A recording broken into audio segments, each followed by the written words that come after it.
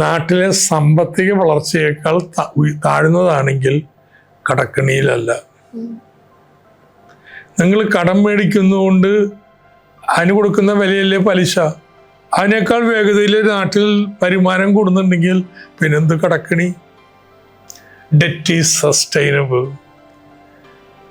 ഇത് ചെയ്യുന്നതിന് പകരം തുക കാണിച്ചു, കടം കൂടി, കുഞ്ഞ് ജനിക്കുമ്പോൾ തന്നെ ഇത്ര 1000 രൂപ കടമാണെന്നൊക്കെ പറഞ്ഞ് വെറുതെ പേടിപ്പിക്കുക. സാമ്പത്തിക ശാസ്ത്രമല്ല, സാമ്പത്തിക കൂടോത്രമാണെന്നൊക്കെ. സോ എനിക്കൊരു പേടിയില്ല കാര്യത്തിൽ.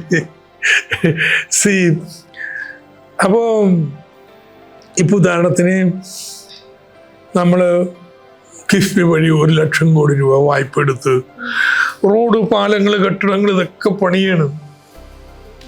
ഇതൊക്കെ പണിയുമ്പോഴും കേരളം മാറും. ഇപ്പം തന്നെ കണ്ടാൽ മനസ്സിലാവും കേരളം എങ്ങനെ മാറാൻ പോണെന്ന്. എത്ര നല്ല റോഡുകൾ, പാലങ്ങൾ, കാണാൻ എന്തൊരു ഭംഗി.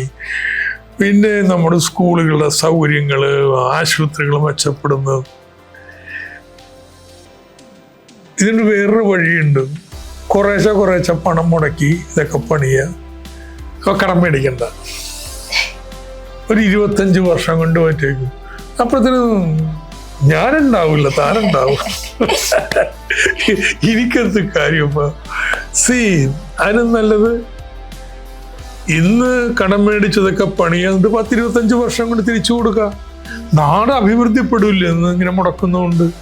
അതുകൊണ്ട് ഒരു പേടിയും വേണ്ട. പേടിയുള്ളവരൊക്കെ വെറുതെ ഇരിക്കട്ടെ. പേടിയുള്ളവരൊന്നും ഇതിന് അടുത്ത് വരരുത്.